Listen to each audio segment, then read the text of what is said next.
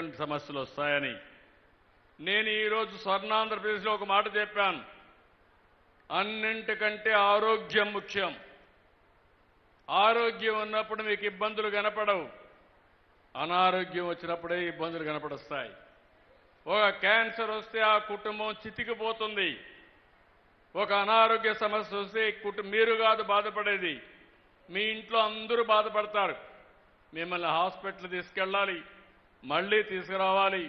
ఓసారి క్యాన్సర్ లాంటి వ్యాధులు వస్తే లక్షల రూపాయలు కొన్ని ఇటీవల కాలంలో చూస్తా ఉంటే నాకే ఆశ్చర్యం వేస్తుంది.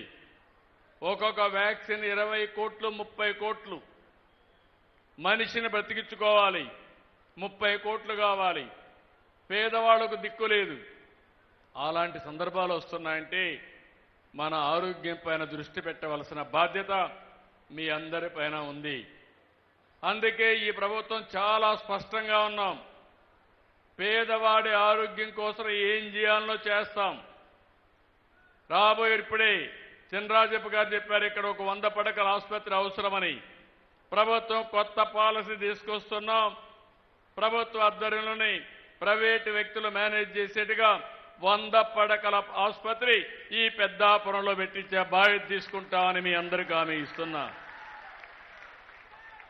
ఇలాంటి వినూత్నమైన కార్యక్రమాలతో మనం ముందుకు పోతున్నాం. ఈరోజు ఇంకొక పక్కన మీరు ఒక్కసారి చూస్తే నేను ఒకటే ఆలోచించాను. ఎన్నికల ముందు నేను కానీ పవన్ కళ్యాణ్ గారు కానీ బీజేపీ కానీ ఒకే మాట చెప్పాం. మాకు సంపద సృష్టించడం తెలుసు, ఆదాయాన్ని పెంచడం తెలుసు. అదే సమయంలో ఆదాయాన్ని పెంచి సంక్షేమాన్ని అభివృద్ధిని సమతుల్యంతో ముందుకు తీసుకుపోతామని చెప్పాం. ఎప్పుడు కూడా మీరు ఒక్క విషయం గుర్తుపెట్టుకోవాలి. అప్పులు చేసి సంక్షేమ కార్యక్రమాలు ఇస్తే, లేకుంటే దోపిడీ విధానాలు చేస్తే ఆ వ్యవస్థ దీర్ఘకాలం మనుగడ సాధించలేదు. అనేక సార్లు నేను చెప్పింది, ఏ రాజకీయ పార్టీ అయితే, ఏ వ్యక్తి అయితే సంపద సృష్టిస్తాడో అలాంటి వ్యక్తి సంక్షేమ కార్యక్రమాలు ఇవ్వడానికి అర్హత ఉంటుంది. దానివల్ల మీ జీవితాలు బాగుపడతాయి. నేను ఆ రోజు సూపర్ 6 అన్నాను. చాలా మంది అన్నారు ఇది సాధ్యం కాదన్నారు. ఎట్లా సాధ్యం కాదో చేసి చూపిస్తానని చెప్పి చేసి చూపించిన పార్టీ ఎన్డీఏ అని చెప్పి మీ అందరికీ విజ్ఞప్తి చేస్తున్నా. ఈ నెలలో ఒక ఉదాహరణ చెప్తున్నా.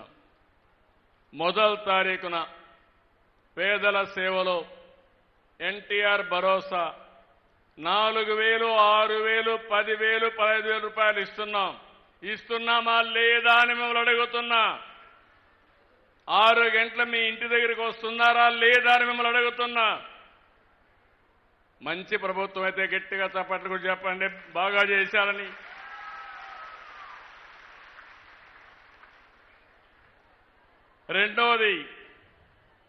రెండో తేదీన 47 లక్షల మంది రైతులకి అన్నదాత సుఖీభవ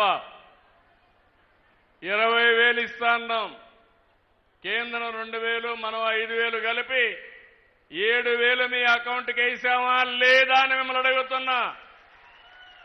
ఏమయ్యా రైతులు గట్టిగా చప్పట్లు కూడా చెప్పండి.